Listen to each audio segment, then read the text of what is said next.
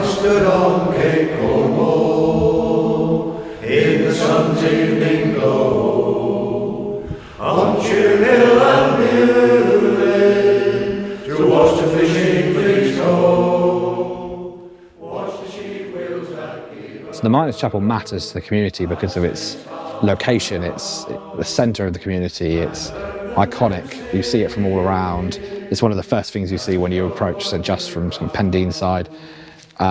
It's an iconic building, and there's not many, chapels like this across the whole of Cornwall and the country, really.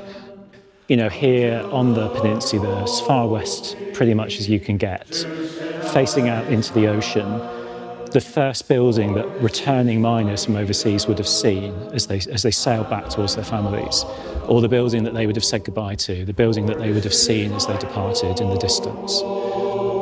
And this is my home. I've left childish footsteps in the soft sand and sand. I've chased the maids there. Okay, Grace, would you like a piece of cake? Thank you. Balanced on the knife. Thanks very much. Justice? Right, just a small piece, Bronwyn. Do you want a half? Half will be lovely, thank you. Actually, this half we do for me, thank you. Oh, well, I'll have your hand. All right, well, I'll have this half. Thank you. Thank you. This is like very much part of chapel life, isn't it? Oh, yes. Cake Very much and a so. cup of tea and Yes. natter. Yeah. And hospitality, big part of Methodism. Oh, yes. Very much so. Big part Yes, of Methodism. yes. But yeah, I think, to be honest, it matters to a wide spectrum of people, because I think we've got little children coming in for their Christmas concerts, and they come in for see the Christmas trees, and then you go right up to the more mature person who was christened here, or born in St Just, christened here, grew up, wedding, whatever. But also for the people that have come in to live in St Just, you can't miss it. So hopefully they think about it. But again, the different things that go on, whether you come up here for the start of the parade for Remembrance Day, or whether you've come up for a choir concert, the chapel is very much part of life in St Just. Central to activities in the town. Yeah.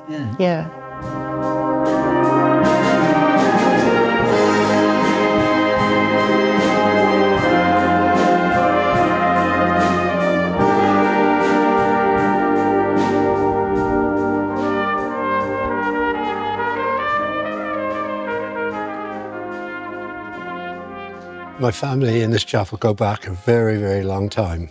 My parents, my grandparents, and my great-grandparents all came here to worship. I followed in that tradition, and we spent many hours with my mum in a pew here, and it was fantastic because I can now sit in the chapel, look around, and look at a pew and think, who was there? Yes, that was so-and-so, that was so.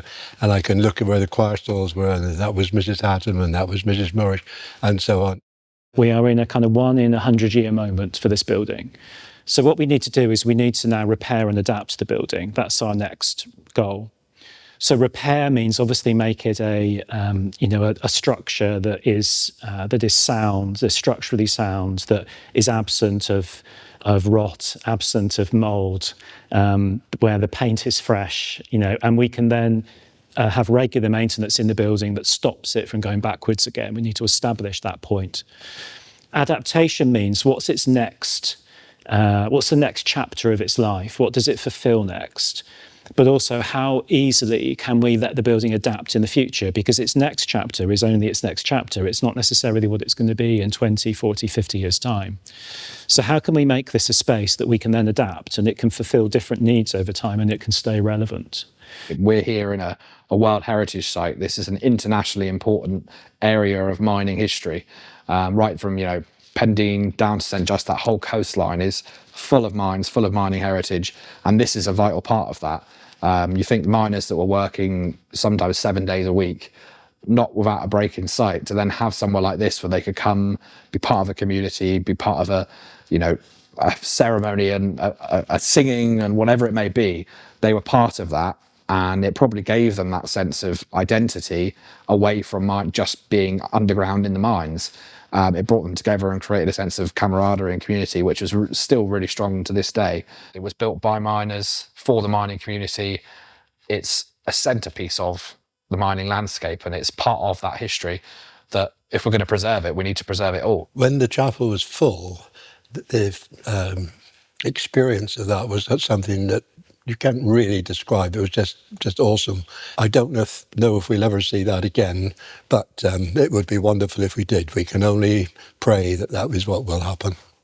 To see the chapel restored and full of life, I just think would be the most amazing thing. I just think it would be absolutely, mind-blowing. Good. Because I mean, when you go to other places and you go into somewhere that's sort of very much alive rather than just the building, you go away lifted, don't you?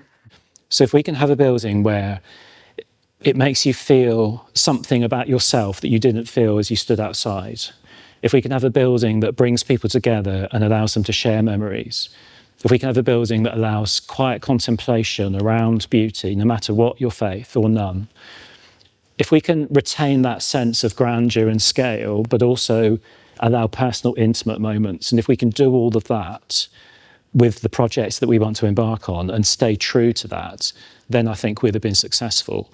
Now, of course, there's lots of practical things to also fulfil. We need to make it a usable space, but I think we always need to retain this vision for a beautiful, awe-inspiring space. And the journey's only just beginning for the support we need. We need the community to step up. We need people to really give time and money and energy to this place. But we also really need funders to understand the importance and significance of this place and help us achieve our goals so that it is here in 100 years' time. And think of all those lives that it could have enriched if we managed to pull that off. I stood on Cape Cornwall in the sun's evening glow.